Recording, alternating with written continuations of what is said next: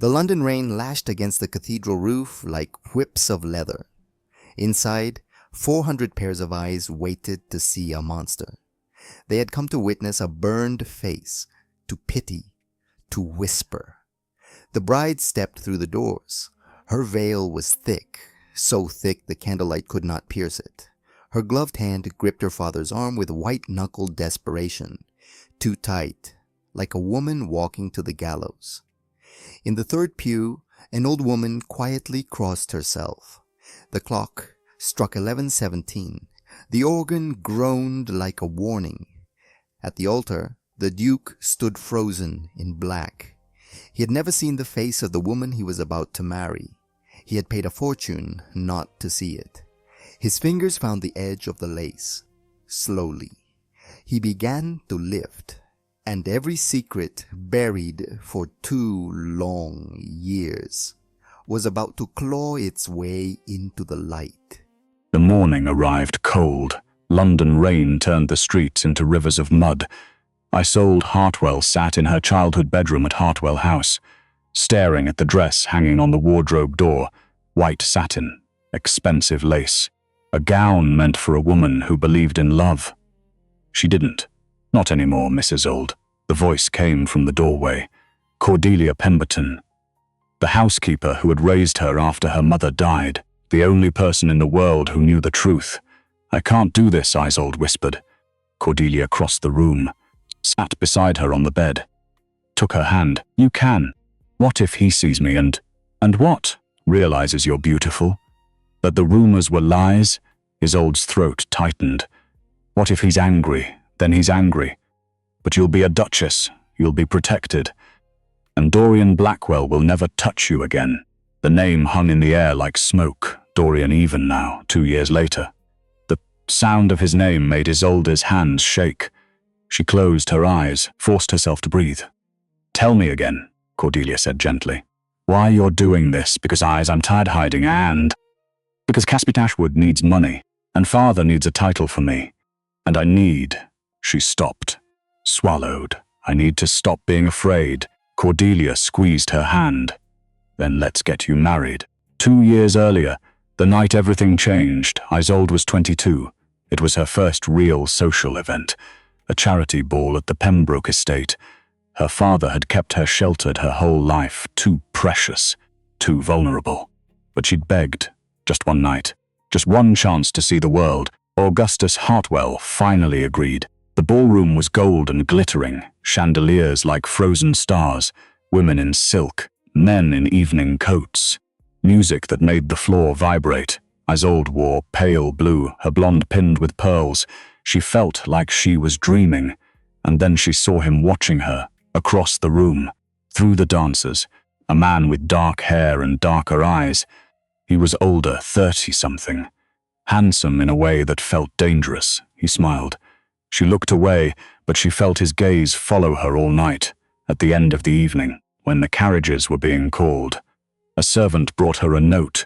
You are the most beautiful thing I have ever seen. I must know your name. D.B. Her father crumpled the note, threw it into the fire. Stay away from Lord Blackwell, he said, his voice tight. That man is poison. Isolde didn't understand, not yet. The letters started the next day, flowers every morning, poems, gifts wrapped in velvet. All signed with the same initials. B. Augustus returned everything, wrote stern letters, threatened legal action. Dorian didn't stop. He began showing up at the park, at the bookshop, at church, always smiling, always polite, always watching Miss Hartwell. He approached her one afternoon outside the milliner's shop. Her maid stood 3 steps behind. Forgive my boldness, but I cannot help myself. You are extraordinary. My father has made his wishes clear. Your father doesn't know me, nor do I wish to. His smile didn't falter. You will, eventually. We are meant for each other. I knew it the moment I saw you. Isolde's pulse hammered. You are mistaken, am I? He stepped closer. Too close. I don't think so. I think you feel it too. She stepped back. Her maid moved forward. Dorian raised his hands, still smiling. I am too eager, but I am a patient man, and I always get what I want. He walked away. Isolde stood frozen on the pavement that night. She told her father everything. Augustus listened, his face hard as stone. "From now on," he said, "you do not leave this house without guards. You do not go anywhere alone. Do you understand?" She understood. She was a prisoner. Dorian didn't give up. He sent messages through mutual acquaintances, showed up at events he knew the Hartwells would attend, cornered Augustus at his club. "I wish to court your daughter properly," Dorian said. "Charming, reasonable. I have wealth, title, reputation. What more could you want for her? For you to leave her alone? Why? What have I done to offend you?" Augustus leaned close, voice low. "I know what you did to the Sutton girl. I know what you are." Dorian's smile vanished. "You know nothing. I know enough." "Then you also know." Dorian's voice turned cold. "That accusations without proof are just slander, and slander can be very expensive." He walked away. Augustus was home and doubled the guards. But Dorian was clever. He began spreading rumors instead. Whispers at parties, hints in drawing rooms, suggestions that perhaps Isolde wasn't as innocent as she seemed, that maybe she had encouraged him, that maybe she wanted his attention, that maybe her father was trying to hide something. The whispers grew louder. People began to look at Isolde differently. At a garden party, one of the young ladies pulled her aside. "Is it true?" the girl whispered. "About you and Lord Blackwell?" Isolde's stomach dropped. "What did you hear? That you too?" The girl blushed. "That you were inappropriate. And now your father is trying to cover it up. That's a lie. Then why does Lord Blackwell keep saying you were close?" Isolde felt the room spin. This was how it happened. This was how men like Dorian destroyed women, not with violence, with words. She told her father that night, "He's trying to ruin me, so you'll have to let him court me, to save my reputation." Augustus's hands curled into fists. "I will kill him first. You can't. He's too powerful, too connected." "Then what do you suggest?" Isolde took a breath. "Let me disappear." Her father stared at her. "If I'm gone," she said, "he can't chase me. If I'm hidden..." "Isolde, no, listen. What if there was a reason I couldn't be seen? A reason so terrible that no one would ask questions?" Augustus's face went pale. "What are you saying?" "I'm saying, let them think I was in an accident. A fire. Something that changed me. You want people to think you're disfigured? I want people to stop looking at me like I'm prey." Silence, then Augustus closed his eyes. "You're asking me to let the world believe my daughter is a monster. I'm asking you to let me be safe." He looked at her, really looked, at the fear in her eyes, the exhaustion, the desperation. "All right," he whispered. "All right." The rumor was easy to plant. A house fire, terrible tragedy. Miss Hartwell barely survived. Her face. Oh God, her poor face. The family was devastated, keeping her hidden out of kindness, out of mercy. London devoured the story within a week. Everyone knew the beautiful Miss Hartwell was ruined, and just like that, the attention stopped, the letters stopped, Dorian Blackwell stopped. Because no one wanted a scarred bride, Isolde stayed in her room. Curtains, door locked, socks alone, slowly suffocating. 2 years passed, 2 years of being a ghost in her own home, until her father came to her with a different kind of offer. "There's a man," Augustus said, "a duke. He needs money desperately. His estate is drowning in debt." Isolde looked up from her book. And I offered him a solution. Marriage to you, in exchange for clearing his debts." Her heart stopped. "You told him about me?" "I told him the rumors, and he still agreed." Augustus nodded. "He doesn't care what you look like, he just needs the money. So he thinks I'm ugly, yes. And you didn't correct him?" "No?" She should have been angry, insulted, but instead, she felt something close to relief. "What's his name?" "Caspian Ashwood, Duke of Ashwood, 29 years old, no family left, estate in the north, reputation for being cold, distant, unfeeling, perfect." Augustus frowned. "Isolde, he won't want anything from me. Won't expect affection, won't care the time." She stopped. "It's perfect. You don't have to do this." "Yes, I do. I can't stay hidden forever. And this way, I'll have a title, protection, Distance from London. From Dorian, her father's expression darkened at the name. Dorian won't care that you're married. He'll care that I'm a duchess, married to a man with power and connections. He's a predator, but he's not stupid. Augustus studied her face. You've thought about this? I've thought about nothing else for 2 years. Silence. Then he nodded. I'll make the arrangements. St. Catherine's Church. Grand, Gothic, stone walls that held centuries of secrets, the pews filled with London's elite, not because they cared about the bride or groom, but because they wanted to see. They wanted to witness the moment the veil came off. They wanted to see the monster. Isolde stood in the side chamber, dressed in white satin. The veil was custom-made, thick, heavy, layers of lace that fell past her waist. No one could see through it. No one could see her face. Are you ready? Isolde's hands shook. No. That's all right. Brides are never ready. What if when he sees me, he's angry? What if he thinks I tricked him? Cordelia turned her around, looked her in the eyes through the veil. Then you remind him that he agreed to marry you without asking to see your face, that he chose this, and if he has regrets, they're his own. I feel like I'm walking into a trap. You are. But it's a trap you set, and you're the only one who knows where all the doors are. Isolde took a shaky breath. The organ began to play. It's time, Cordelia said.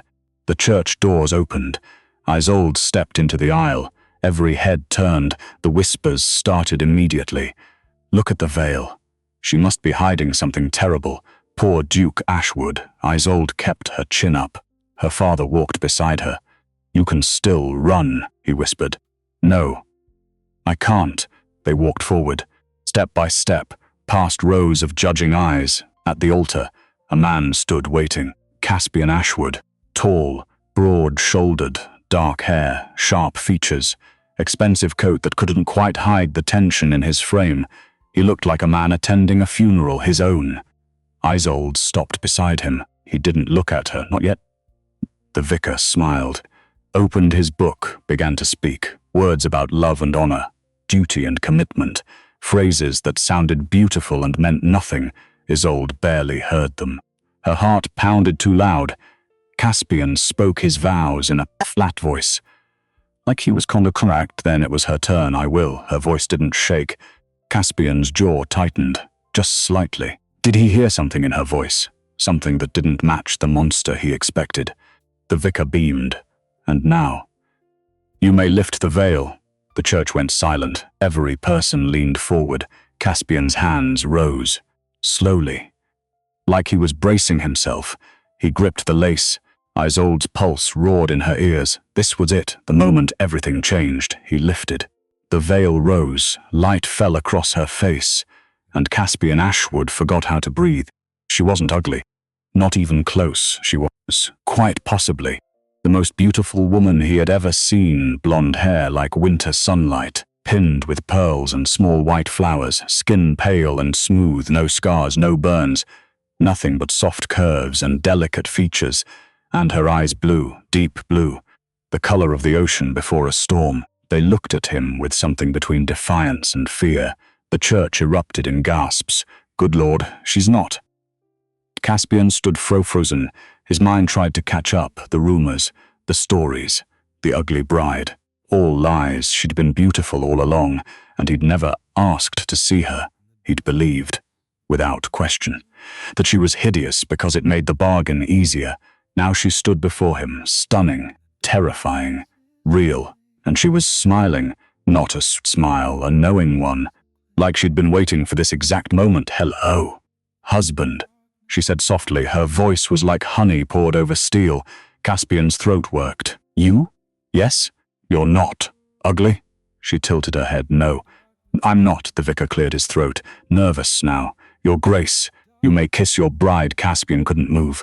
His entire plan, his entire strategy, it had been built on one assumption, that he could marry a woman he didn't want, that he could keep his distance, that he could stay safe. But looking at Isolde now, with her ocean eyes and knowing smile, he realized he'd never been safe at all. She leaned forward slightly. close enough that he could smell her perfume, light, clean. "Like rain, afraid," she whispered. "No, you should be."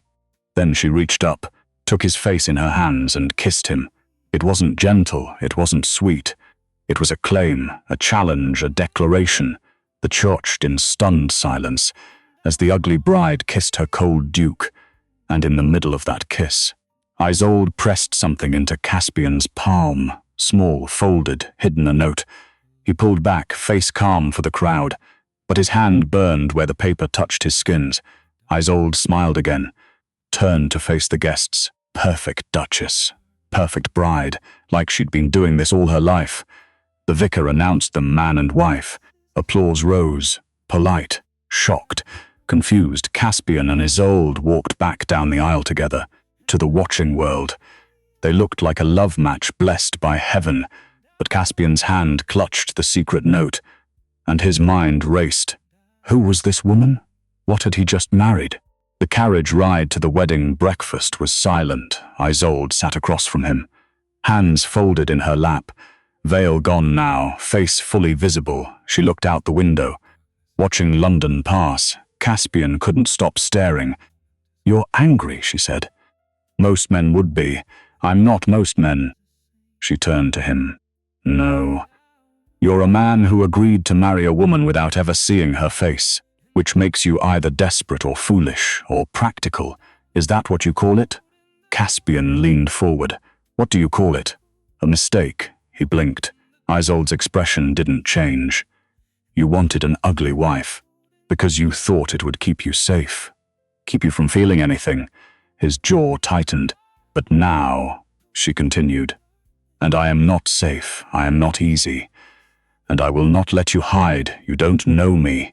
I know men like you, men who think emotions are weakness, men who build walls so high they forget what it's like to breathe. And you?" He heard the edge in his own voice. "What are you?" Isolde smiled. "Sad this time. I'm a woman who's been running for 2 years, and I'm tired." "Running from what?" "If I told you now, you wouldn't believe me, so I wrote it down instead." She nodded at his hand, the note. Caspian unfolded it. The paper was thick, expensive, the handwriting neat and careful. "Your Grace, I need you to understand something before we go any further. The rumors about me were lies. I created them on purpose to protect myself from a man who would not stop hunting me. His name is Dorian Blackwell. He is powerful, connected. For 2 years, I have been invisible, safe behind a story so terrible that no one came looking. But marrying you means stepping back into the light, and he will come for me. I am not asking you to fight my battles. I am not asking you to be my hero. I am asking you to let me explain. When we are alone, I will tell you everything. If, after that, you want to send me away, I will understand. But please, give me a chance to tell you the truth." "Your wife, Isolde." Caspian read it twice, then looked up. Isolde watched him. "Waiting. Dorian Blackwell," he said slowly. "You know him?" "I know of him. Rich, titled, charming, yes, and a monster." Caspian's fingers tightened on the note. He should be angry. He should feel tricked, manipulated, but all he felt was curious and something else he hadn't felt in years. "Detective, tonight," he said. "You'll tell me everything, yes, and if I don't believe you?" Isolde's eyes met his, steady, unflinching. "Then I'll leave, and you'll never see me again, and Dorian will win." The carriage rolled to a stop. They had arrived at Hartwell House. Hartwell House was magnificent, all marble and gold, crystal chandeliers, silk wallpaper, the kind of wealth that didn't whisper, it shouted. Augustus Hartwell had built an empire, and now he'd bought his daughter a duke. The guests filled the ballroom. Champagne flowed. Servants carried trays of delicate food that no one really wanted. Everyone wanted one thing: to see the bride, to understand how the ugly girl had fooled them all. Isolde played her part flawlessly. She greeted the dowagers with perfect courtesy, charmed the old men with intelligent conversation, smiled at the young women who looked at her with envy and confusion. She was a natural. Caspian watched from across the room his friend, Thomas Whitmore, appeared at his elbow. "Well," Thomas said, "this is unexpected. That's one word for it. She's beautiful," I noticed. "You look like you've been hit by a carriage." Caspian didn't answer. Thomas studied him. "What's wrong?" "Everything. Want to elaborate?" "Not here." The room. Augustus Hartwell caught Caspian's eye, gestured for him to follow. Caspian and Caspian excused himself. They met in the library. Dark wood, leather chairs, the smell of old books and expensive cigars. Augustus poured 2 glasses of whiskey, handed one to Caspian. "You're angry," Augustus said. "Should I be?" Augustus shook his head. "No, you needed to see for yourself. Men never believe that beautiful women can be in danger. They think beauty is protection. It's a target." Caspian sipped his drink. "The rumors. You helped spread them. I created them. Why?" Augustus's face hardened. "Because a man named Dorian Blackwell decided my daughter was his, and when she refused, he tried to destroy her reputation. So I destroyed it first, in a way that would make her worthless to him." "That's cruel?" "Yes, desperate, but it worked for 2 years. She was safe, and now? Now she's married to a duke, which means she's protected by more than just rumors." Caspian set down his glass. "You're using me as a shield. I'm giving you money. You're giving her protection. It's a fair trade." "She doesn't feel like a trade." Augustus's expression softened, just slightly. "Good, because she's not. She's a woman who's been hunted, who's been terrorized, who's been brave enough to face the world again. What do you want from me? Keeps her safe. That's all. And if Blackwell comes for her..." Augustus smiled. It wasn't a kind smile. "Then you remind him? With power, connections, and the ability to make his life very, very difficult." He finished his drink. "Welcome to the family. Your Grace?" The afternoon wore on. Guest state. Drank, danced. Isolde moved through it all like she was floating. But Caspian saw the strain, the way her smile went tight when someone asked about her recovery, the way her hands trembled when an older lord stood too close, the way her eyes scanned every doorway like she was waiting for someone. Finally, as the sun began to set, the guests started to leave. Carriages called. Goodbyes exchanged. Caspian and Isolde stood at the door, waving perfect newlyweds when the last guest left. Isolde's shoulders sagged. "Tired?" Caspian asked, exhausted. "We should go. Ashwood Manor is a long ride." She nodded. They climbed into the ducal carriage, larger than before. Meant for a duchess, soft cushions. Warm blankets startled away behind them, night-wrapped London in fog. Isolde leaned her head against the window. "Thank you," she said quietly. "For what? For not shouting? When you saw me..." Caspian studied her profile. "Did you think I would?" "I didn't know. I don't shout. You just get very, very still." He almost smiled. "You noticed, hard not to. You went completely rigid at the old, like you'd been turned surprised. That's putting it mildly." Silence fell. The carriage swayed gently. Outside, the countryside began. Trees, fields. "Darkness, are you afraid?" Caspian asked. Isolde turned to him. "Of you? Of tonight? Of telling me the truth?" She considered. "A little. But I'm more afraid not telling you." "Why?" "Because secrets are how Dorian won the first time. He told lies, silent, tried to hide. It didn't work. So this time? This time I tell the truth. All of it. And if the world doesn't believe me..." She took a breath. "At least I'll know I tried." Caspian felt something shift in his chest. This woman, this brave, terrified, determined woman. She wasn't what he'd expected. She wasn't what he'd wanted. But maybe, just maybe, she was exactly what he needed. "Then tell me," he said. "Tell me I get home." Isolde nodded. "Everything." Ashwood Manor rose from the darkness like a sleeping beast. Stone walls, narrow windows, towers that pierced the sky, a house built for defense. For power, not comfort. Torches burned at the entrance. Servants lined up to greet their new duchess. Isolde stepped down from the carriage. The staff bowed. She smiled at each one, learned their names, thanked them for their service. Caspian watched. She was good at this. better than he'd ever been. Cordelia, Isolde's housekeeper from Hartwell House, had come ahead. She greeted Isolde with a hug. "Welcome home, Your Grace." Isolde laughed. It sounded almost real. It doesn't feel real yet. It will inside. Cold. Grand, high ceilings, stone floors, tapestries on the walls. It looked like a place where warmth came to die. Isolde didn't flinch. She walked through it like she belonged. "Your chambers. Your Grace." An older housekeeper appeared. Mrs. Thorne. Grey hair, sharp eyes. "Thank you." They were led upstairs. The ducal bedchamber was massive. 4-poster bed. Heavy curtains. A fireplace large enough to stand in. Candles flickered. A fire burned low. It should have been romantic. Instead, it felt like a stage set. The servants withdrew. Cordelia squeezed Isolde's hand once, then she left too. The door closed. Caspian and Isolde stood on opposite sides of the room, husband and wife, strangers. "Would you like to sit?" Caspian gestured to the chairs by the fire. Isolde nodded. They sat. The fire crackled. Outside, wind howled against the windows. Isolde folded her hands in her lap. "Where do you want me to start?" "The beginning."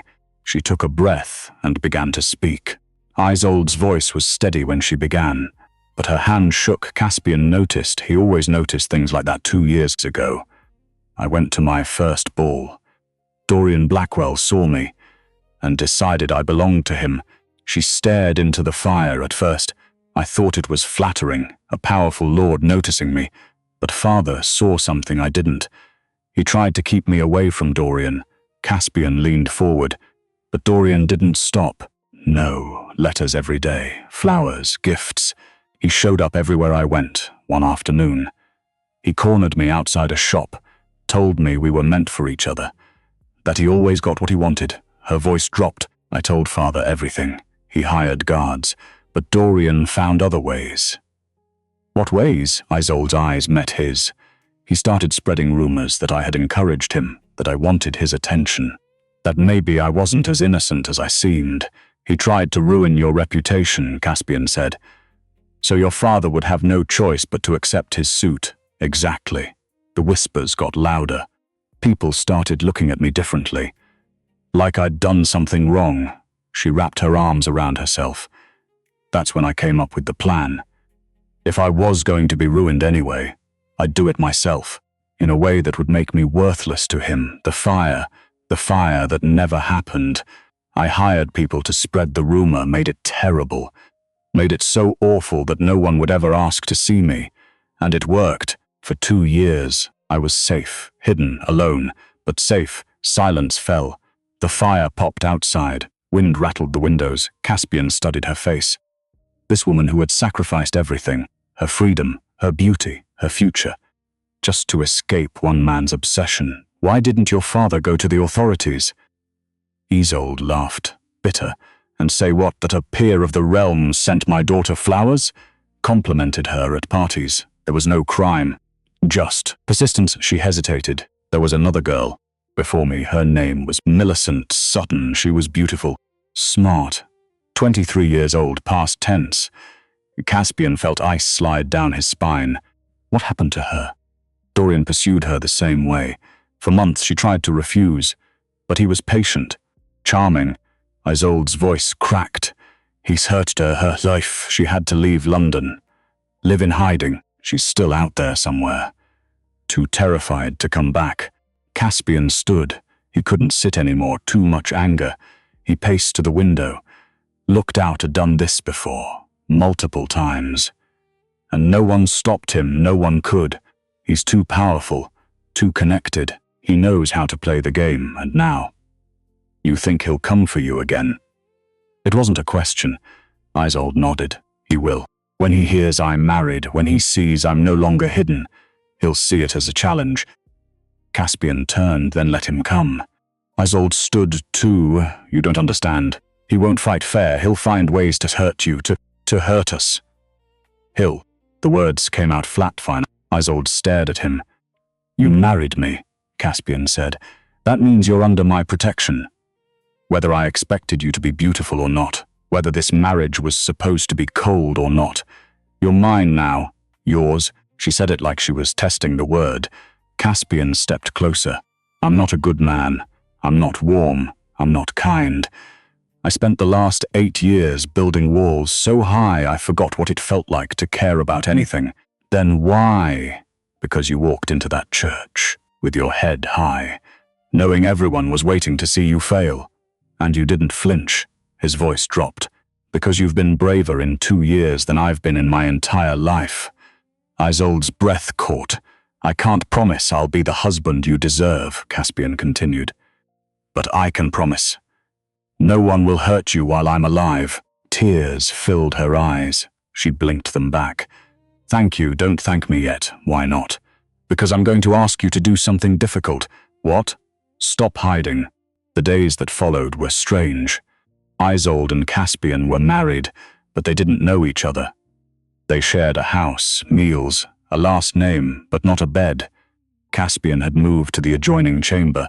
Until you're comfortable, he'd said. Isolde appreciated it. She did. But part of her wondered, what did comfortable even mean anymore? She spent her mornings exploring the manor. It was massive, cold, beautiful in a harsh way. Cordelia helped her settle in. The staff likes you, Cordelia said one morning. They barely know me. They know you're kind. That's more than they've had in years. What do you mean? Cordelia hesitated. Then she led Isolde to the library. The room was dark, dusty, clearly unused. Shelves lined the walls, filled with books no one had touched in decades. In the corner, a writing desk. Cordelia opened a drawer, pulled out a leather-bound journal. This belonged to the late Duchess, Caspian's mother. Lady Eleanor. Isolde took it carefully. Should I be reading this? She would have wanted you to, I think. You knew her. I came here as a young maid, when the old Duke was still alive. Cordelia's face darkened. The old Duke was not a kind man. He was cold, cruel. He treated his wife like property, and his son like a disappointment. Isolde's chest tightened. Eleanor tried for years. She tried to reach her husband, to make him love her, but he didn't believe in love. He believed in duty. Nothing else. What happened to her? She passed away when Caspian was 12. The doctors said it was her heart. But I think... Isolde looked down at the journal. Read it, Cordelia said gently. You'll understand him better. That night, after dinner, Isolde sat by the fire in her chamber and opened Eleanor's journal. The handwriting was elegant, delicate, but the words were anything but. I write this because I have no one else to tell. My husband does not speak to me unless necessary. My son is too young to understand, and I am so very alone. I thought marriage would be different. I thought if I was good enough, patient enough, he would learn to love me. But he doesn't want love. He wants an heir, a hostess, a decoration. I am not a person to him. I am a function. Isolde's throat ached. She kept reading. Caspian is growing up afraid. I see it in the way he watches his father, the way he holds himself so carefully, like if he shows emotion punished. I try to tell him it's all right to feel, to cry, to be angry, but his father teaches him the opposite. Emotions are weakness, that's what he says, and my son, my beautiful boy, is learning to be just like him, cold, distant, safe. I am watching my husband kill my son's heart, and I don't know how to stop it. The entries grew darker, more desperate. Eleanor's hope fading page by page, until finally, I am tired, so tired, of being invisible, of being unloved, of watching my son turn into stone. I wanted to be strong enough to save him, but I am not. I am sorry, Caspian. I am so sorry. That was the last entry, dated 3 days before she passed away. Isolde closed the journal. Her hands shook. She understood now why Caspian had wanted an ugly wife, why he'd built those walls. He wasn't cruel. He was terrified. Terrified of becoming his father. Terrified of hurting someone the way his father hurt his mother. So he'd decided to feel nothing, want nothing, need nothing. But life didn't work that way, and Isolde was proof. She found him in his study late, past midnight. He sat at his desk, papers spread out, candles burning low. He looked up when she entered. Can't sleep? No. You? I don't sleep much. Isolde held up the journal. Caspian went very still. Where did you get that, Cordelia? She thought I should read it, and did you? Yes, silence. Caspian looked back at his papers. Then you know. I'm my father's son. Cold, distant, incapable of. No. He looked up. Surprised, Isolde crossed the room, set the journal on his desk. You're not him. You're afraid of being him. That's different, is it? Yes. Because your father didn't care. He didn't question himself. He didn't worry about hurting people. But you do. Caspian's gauze worked. You married me thinking I was ugly, Isolde said. Not because you're cruel, but because you thought it would keep you from feeling anything, from wanting anything. It was supposed to be simple. Nothing about people is simple. I know that now. Isolde pulled up a chair, sat across from him. Your mother loved you. More than anything. And she was terrified that you'd lose yourself trying to survive your father. She died, thinking I'd already lost. No. She died hoping you'd find yourself again. Caspian's eyes glistened. He looked away. Fast, but not fast enough. Isolde saw. You don't have to be like him, she said softly. You can choose differently. Even now, even after everything. I don't know how, then we'll figure it out. Together, he looked at her. Really looked. Why are you being kind to me? Because you've been kind to me, you listened. You believed me. You didn't send me away. I should have been angry, maybe. But you weren't. No. I was curious. About what? About who you really are, Isolde smiled, sad. I'm not sure I know any more. I've been pretending for so long, then maybe we can both stop pretending. And be what instead? Honest. At least with each other. She nodded. Honest, I can do that. 3 days later, the letter arrived. A rider came at dawn, mud-splattered, exhausted, for the Duchess. From London, urgent, Isolde opened it in the breakfast room. Caspian sat across from her, drinking coffee. Reading the Morning Post, he saw her face change. The color drained, her hands started to shake.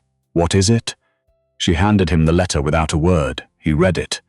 My dearest Isolde, congratulations on your marriage. I was delighted to hear the news, delighted and intrigued. I always knew the rumors about your face were exaggerated. I knew you were hiding, waiting, but I confess, I did not expect you to marry a duke. How clever of you. How very, very clever. I look forward to seeing you again. Now that you've stepped back into the light, I've missed you. Yours always. D.B. Caspian set the letter down carefully. His voice was calm, too calm. When was this sent? Isolde checked the date. 2 days ago, from London. He knows. Of course he knows. Everyone knows. It was the wedding of the season. Caspian stood, walked to the window, looked out at the grounds. He's testing you, seeing if you'll run. I'm not running. Good, because we're going to end this. Isolde stood too. How? I don't know yet. But we will, he turned to her. You're not alone anymore, do you understand? Whatever he does, whatever he tries, you're not facing it alone. Isolde felt something crack open in her chest, something that had been frozen for 2 years. Thank you. Stop thanking me. I can't help it. Try. She almost smiled, almost.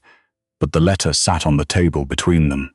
A threat, a promise Dorian was coming. The only question was when.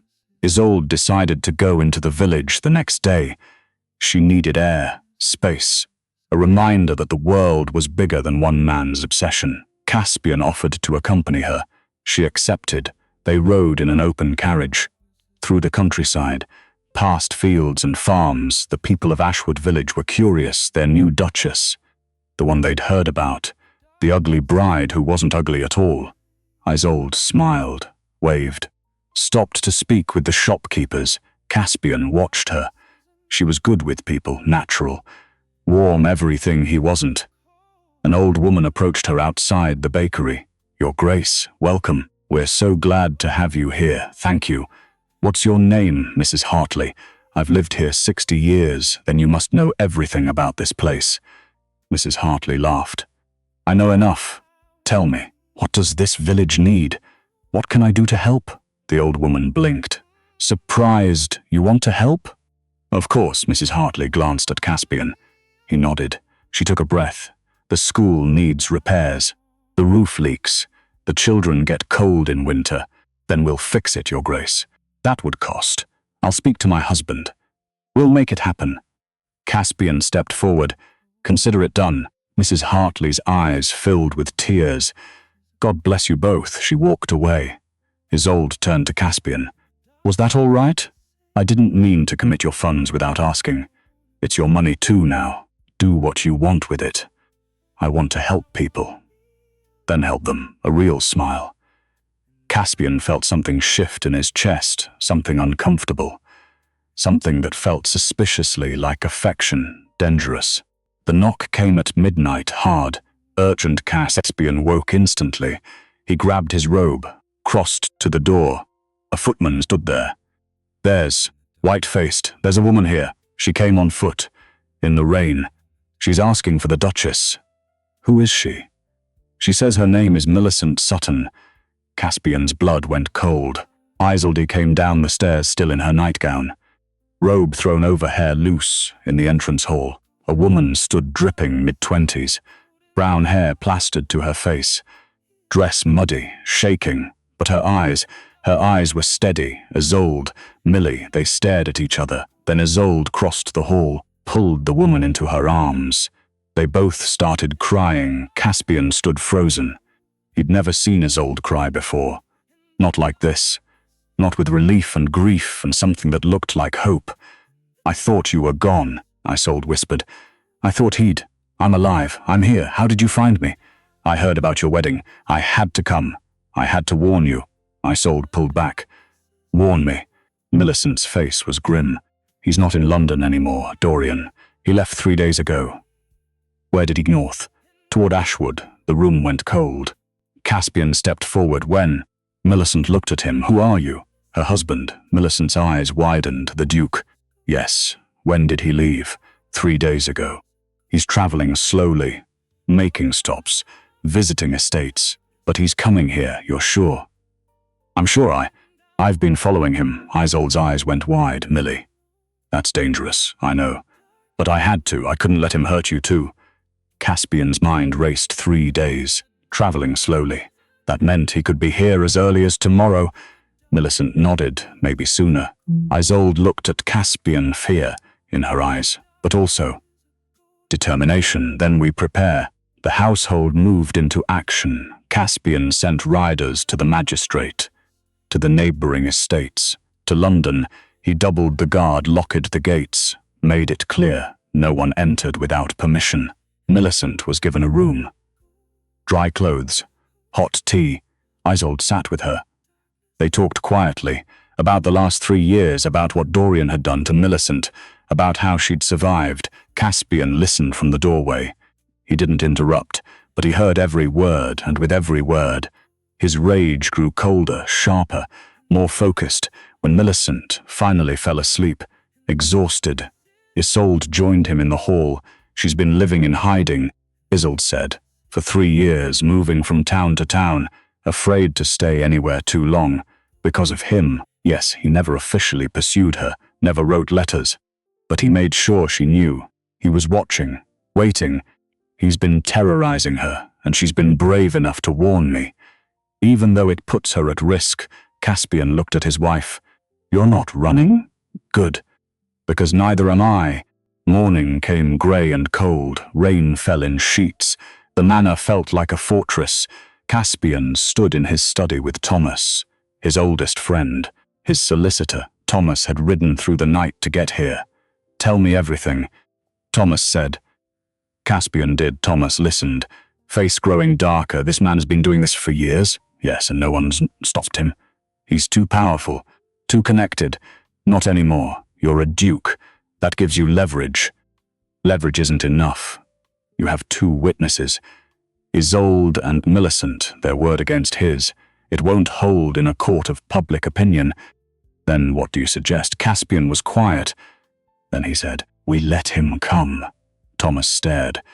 "You're joking, refuse. Turn him away, he'll just find another way.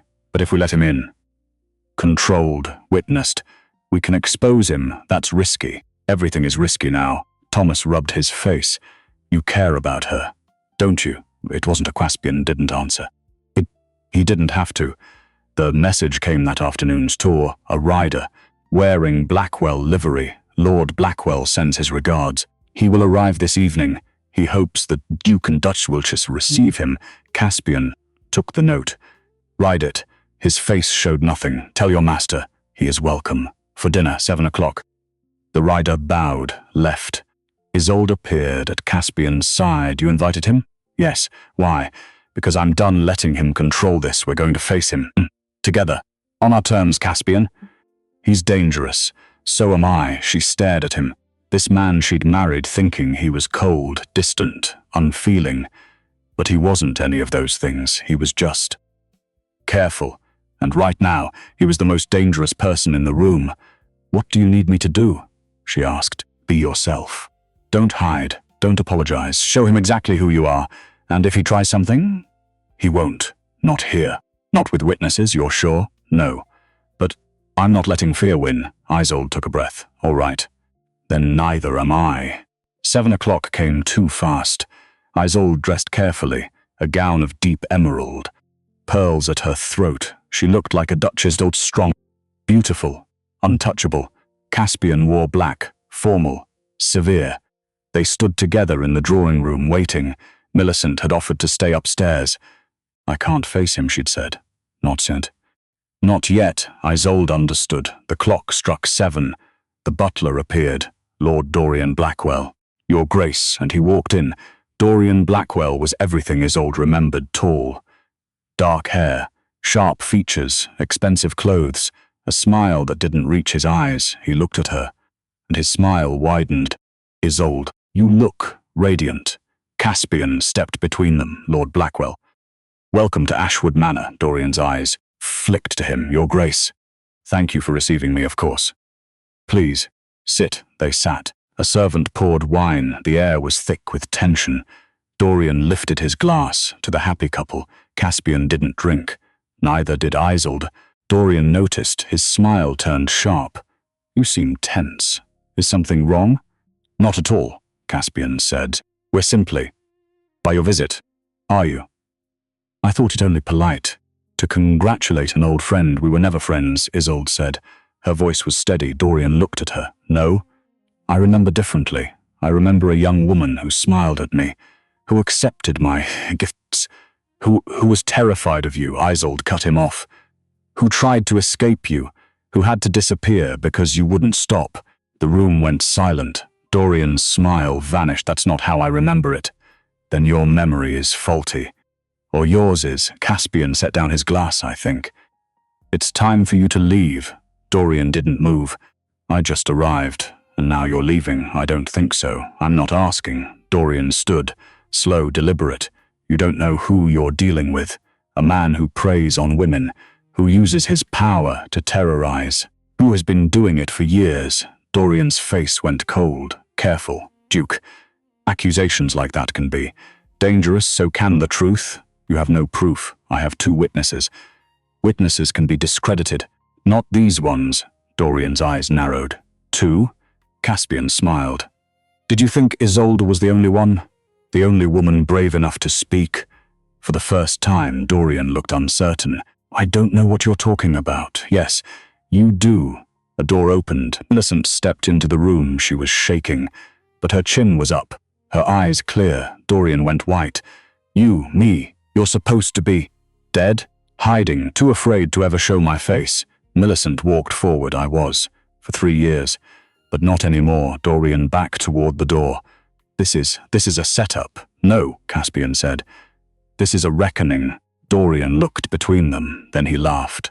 Sharp. Bitter. You think this changes anything? You think 2 women's words will matter? Against mine? Maybe not, Isolde said. But we're going to try.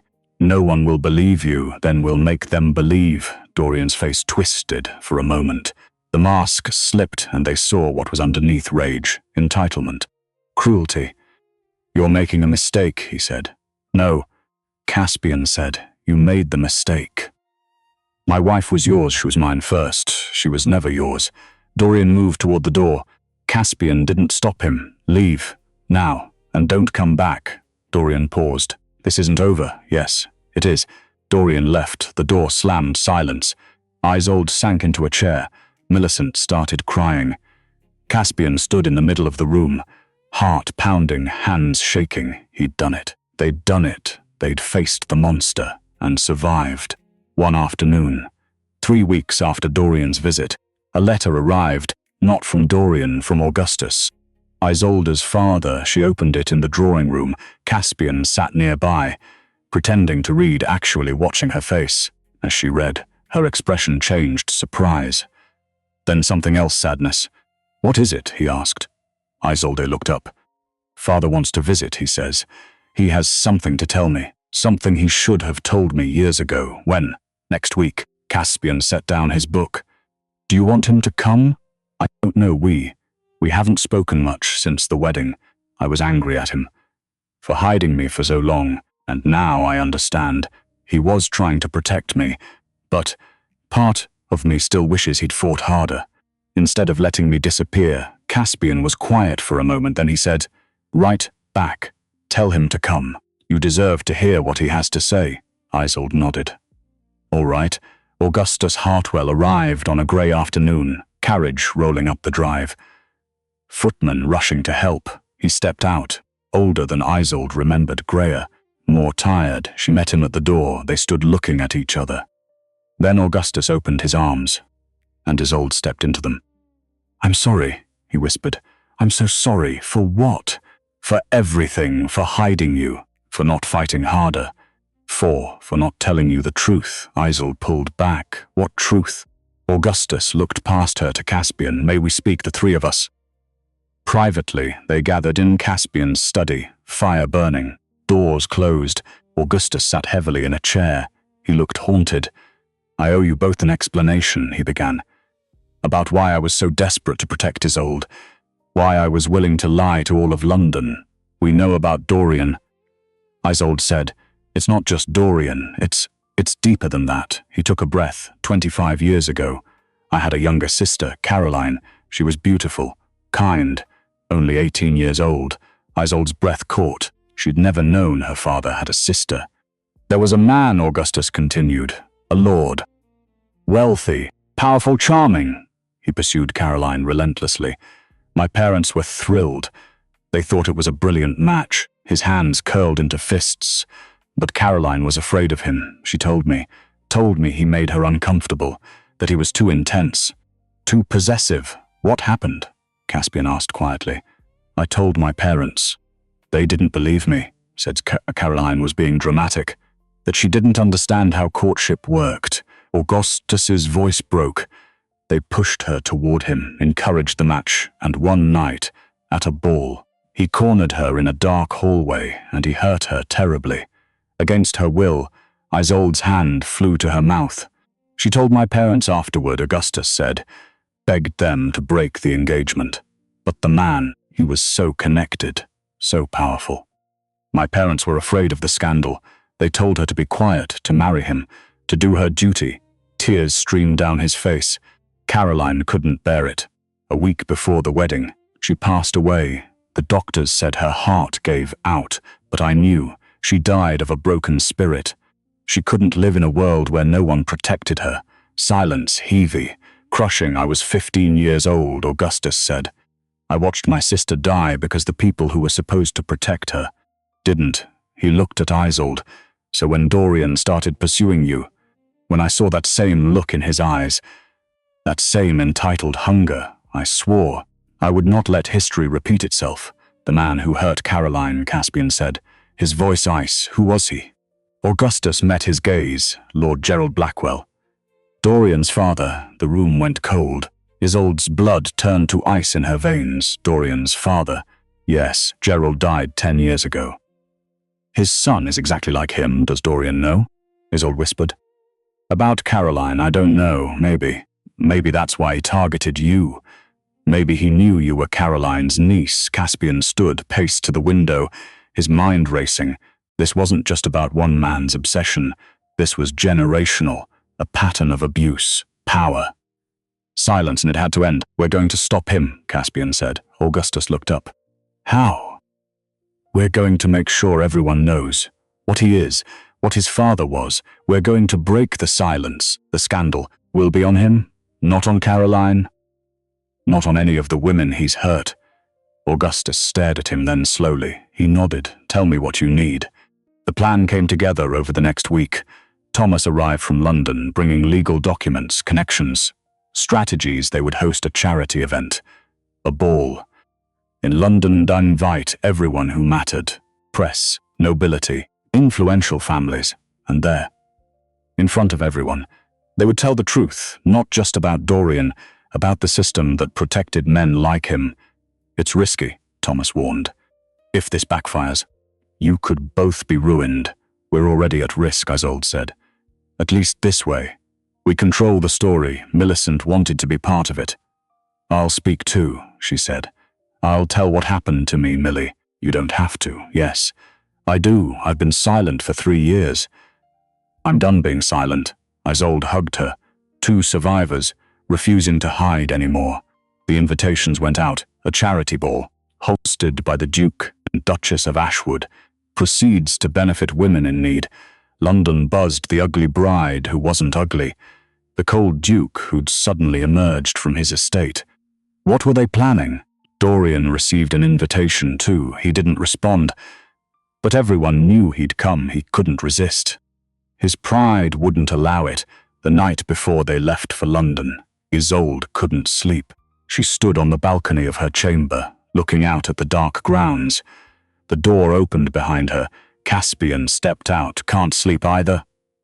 No. He joined her at the railing. They stood in silence for a while. Then Isolde said, what if this doesn't work? What if we stand up there, tell our truth, and no one believes us? Then at least we tried. That's not very comforting, I know. She looked at him. This man she'd married as a stranger, who'd become. Something more, are you afraid? She asked, terrified. Of what? Of failing you. Her breath caught. You could never. I could. I almost did. When I married you thinking you were ugly, I was ready to ignore you, to keep you at a distance, to use you as a shield against feeling anything. But you didn't, because you wouldn't let me. He turned to face her fully. You walked into my life. Whether I wanted to or not, Isolde's heart pounded. And do you want to? Yes. He reached out, cupped her face in his hands. I'm not good at this, at love, at warmth, at any of it. But I'm trying from trying. Tears slid down Isolde's cheeks. You're better at it than you think. He leaned his forehead against hers. I don't know what tomorrow will bring, but I know. I don't want to face it without you. You won't have to. He kissed her then, soft, gentle. A promise when they pulled apart. Isolde whispered, I love you. Caspian's eyes closed. I love you too. The words felt like freedom. London, the ballroom glittered, chandeliers, music, hundreds of people in their finest clothes. They came to see, to judge, to gossip. Isolde wore deep blue, sapphires at her throat, hair swept up, shoulders bare. She looked like a Caspian stood beside her, formal, severe, a duke in every sense. Millicent wore soft grey, simple, elegant. She stood with Augustus and Cordelia, a small army of support. The guests mingled, drank champagne, whispered, where's Lord Blackwell? He'll come. He always does. And then the doors opened. Dorian walked in. The room went quiet. He looked exactly the same. Handsome, confident, smiling, like a man who'd never done anything wrong. His eyes found Isolde across the room. He raised his glass in a mock toast. She didn't flinch. The music played. People danced. The evening went on, until the clock struck 9. Then Caspian stepped into the small stage. The music stopped. Everyone turned, ladies and gentlemen. Thank you for coming tonight. Your generosity will help many women in need. Polite applause. But that's not the only reason we invited you here. The room shifted. Curious now, my wife and I, we have something to say. Something that's been hidden for too long. Isolde stepped up beside him. Her heart hammered, but her voice was steady. 25 years ago, a young woman named Caroline Hartwell was pursued by a powerful lord. When she refused his advances, he hurt her against her will, and when she tried to speak out, society told her to be quiet, to protect his reputation. Gasps rippled through the crowd. That woman was my aunt, Isolde continued. And she died. Because no one would listen. Because no one would help, Augustus stepped forward. I am that woman's brother. And I have lived with the guilt of not saving her. Every day for 25 years. The room was silent now, completely silent.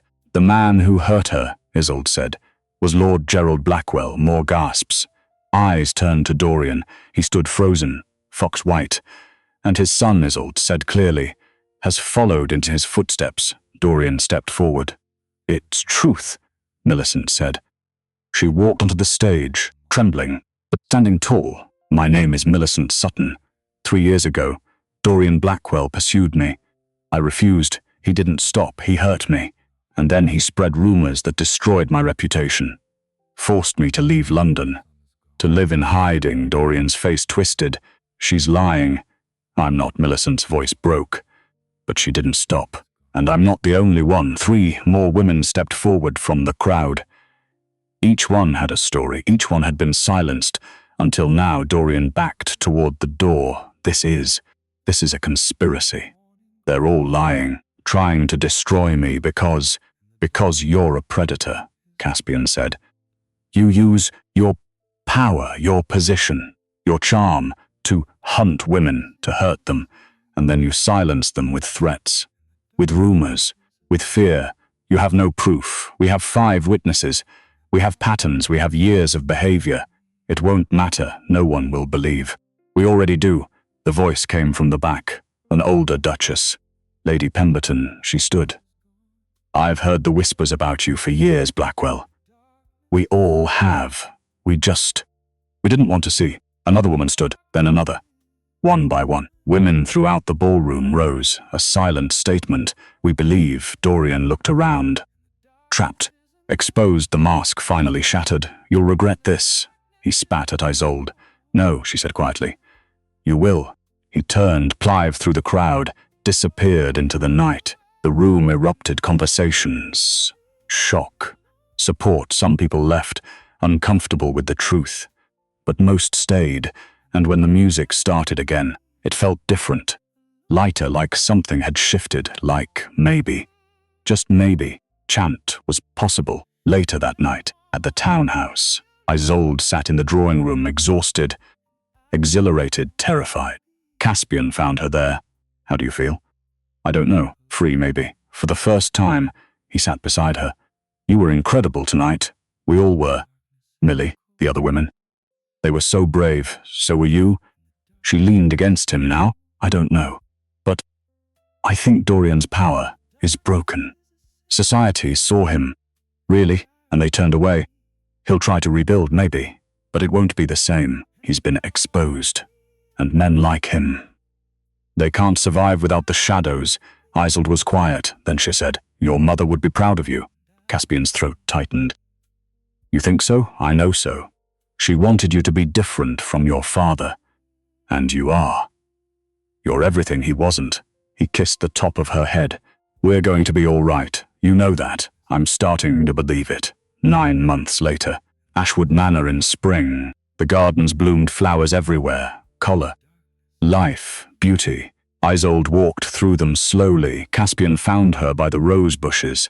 Their daughter Eleanor Rose, 3 months old, sleeping in her mother's arms. You're supposed to be resting. I was resting. Now I'm walking, the doctor said. The doctor said, like Sarsize, is fine. This is light. He shook his head. This woman, his wife, his duchess, the mother of his child, she'd turned his entire world upside down, and he'd never been more grateful. Millie's in the library, Isolde said. She finished her book. Her story? Yes, she says. She wants other women to know they're not alone. That's brave. She is brave. She always was. She just needed to remember. Caspian took Isolde's hand. They walked together. Through the gardens, past the fountain. Around the house, have you heard? Isolde asked. About Dorian, Thomas England. Gone to the continent. His creditors were closing in, and without his reputation. He couldn't borrow anymore. Good. He won't be back. I know. I'm not afraid anymore. Caspian stopped, turned her to face him. You never have to be afraid again. Do you understand? I will spend the rest of my life making sure of it. Isolde's eyes filled with tears, happy tears. I know, and I'll spend the rest of mine reminding you that you're capable of love, of warmth, of everything you thought couldn't be. He kissed her, soft, sweet, a promise kept when they pulled apart. Isolde laughed. What? Caspian asked. I was just thinking about that day in the church. When you lifted my veil, I remember. I thought my heart was going to stop. Were you angry? When you realized I wasn't ugly? No, I was terrified of what? Of wanting you, of caring, of feeling, and now. I can't imagine my life without any of it. Isolde rested her head on his chest, listened to his heartbeat. Oh, steady. Alive. Thank you, she whispered. For what? For not sending me away. When you found out the truth, I could never have sent you away. You didn't know that then, maybe not. But I knew, the moment I saw you, that my life would never be the same. Is that a good thing? He pulled back, looked into her eyes. It's the best thing. Inside the manor, Cordelia was preparing tea. Augustus was visiting, playing chess with Thomas in the study. Millicent sat in the library, her published book on the decks beside her. Women across England were reading it, sharing their own stories. The silence was breaking. Augustus had started a foundation in Caroline's name to help women escape dangerous situations. Isolde ran it with him. Caspian funded it together. They were changing things slowly, but surely. And in the garden, Isolde and Caspian stood in the sunlight, hand in hand, their daughter between them. Two people who'd been broken, who'd been afraid, who'd been lost now, found. Isolde looked up at the sky, blue, endless, clear, and she thought about the girl she used to be, the one who hid behind lies, who lived in fear, who thought she'd never be free. That girl was gone now, in her place, a woman who'd learned to be brave, to stand tall, to speak truth, to love, and to let herself be loved. She closed her eyes, felt the warmth on her face, the baby's weight in her arms, Caspian's hand in hers, and she knew this was what healing felt like. Not perfect, not without scars, but whole, real, alive. She opened her eyes, smiled, and walked toward home. Caspian waited, where her family waited, where life, real life, waited. The veil was gone, the masks were gone, only truth remained, and truth was enough.